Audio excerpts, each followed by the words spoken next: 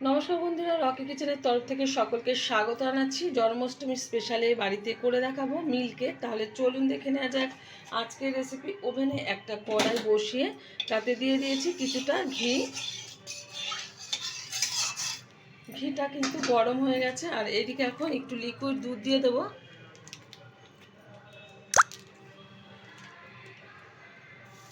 ঢেলে দিচ্ছি লিকুইড দুধ। এখানে 500 গ্রাম লিকুইড দুধ নিয়েছি।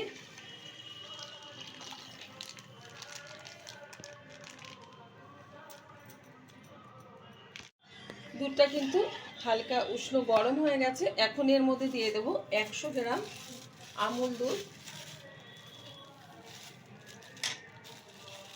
আপনারা আপনাদের পরিমাণ বুঝে কিন্তু এটা বানাবেন মিল্ক কেকটা।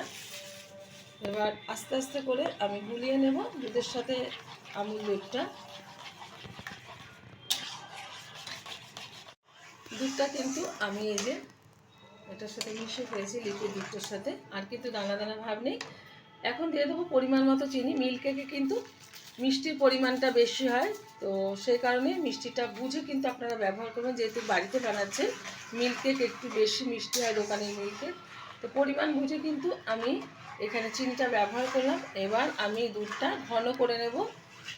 দুধটা ফুটে কিন্তু অনেকটাই ঘন করে নিয়েছি। এখন এর মধ্যে দিয়ে দেব টক দই। টক দইটা দেওয়ার ফলে কিন্তু মিল্ক কেকের মধ্যে যে দানা দানা ভাব থাকে সেটা হবে, আর দুধটা ছানা কেটে কিন্তু ওটা পরিণত হবে দানাতে। তো আমার এই রেসিপি যদি আপনাদের ভালো লেগে থাকে, আপনারা অবশ্যই আমার চ্যানেলটিকে সাবস্ক্রাইব করবেন, লাইক করবেন, শেয়ার করবেন।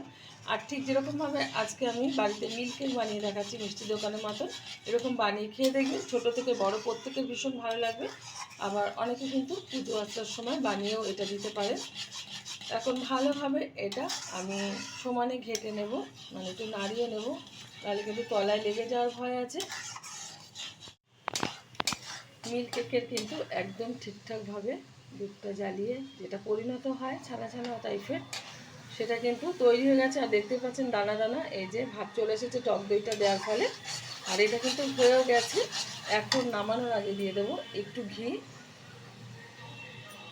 এর মধ্যে কিন্তু আপনারা এলাচ গুঁড়ো ব্যবহার করতে পারেন, কারণ আমি দিলাম না এই কারণে, কারণ দোকানের মিল্ক কেকে কিন্তু এলাচ গুঁড়ো থাকে না, তো অনেকে পছন্দ করে। এখন আমি এটা নামিয়ে নিচ্ছি ওভেনটা বন্ধ করে, তারপরে কিন্তু একটা থালাতে ঢেলে দিচ্ছি। আগামীকাল জন্মাষ্টমী, সেই জন্মাষ্টমী উপলক্ষে কিন্তু এক দিদি ভাই আমার চ্যানেলে রিকোয়েস্ট করেছে যে আমার ছেলে যেন একটা কৃষ্ণ ঠাকুর এঁকে দেখায়। তো ও কিন্তু অলরেডি কৃষ্ণ ঠাকুরটা কমপ্লিটও করে ফেলেছে, যে এই ব্যাকগ্রাউন্ডটা এখন মানে করছে। তো দেখিয়ে দাও। তারই রিকোয়েস্টে কিন্তু আমার ছেলে এঁকেছে এই কৃষ্ণ ঠাকুরটা। আপনাদের কেমন লাগলো কৃষ্ণ ঠাকুরটা ড্রয়িং, আপনারা অবশ্যই কমেন্ট করে জানাবেন আমার কমেন্ট বক্সে। এখানে একটা স্টিলের থালা নিয়েছি, তার মধ্যে কিন্তু একটু ঘি মাখিয়ে নিয়েছি।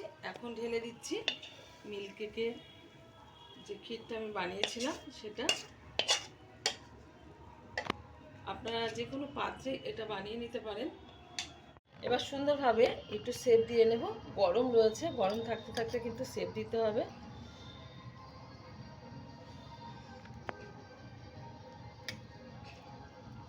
সুন্দর করে একটু গোল করে দিলাম। এবার ঠান্ডা হতে দেবো 30 মিনিট, তারপরে কেটে দেখাবো মিল্ক কেকটা কেমন হয়েছে। 30 মিনিট ধরে কিন্তু এটা ঠান্ডা করে নিয়েছি। এখন আমি এটা ছুরি দিয়ে কেটে নিচ্ছি।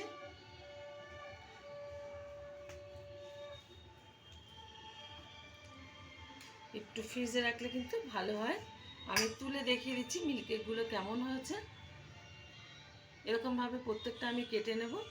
দেখাবে পরের ভিডিওতে নতুন কোনো রেসিপি নিয়ে। ধন্যবাদ।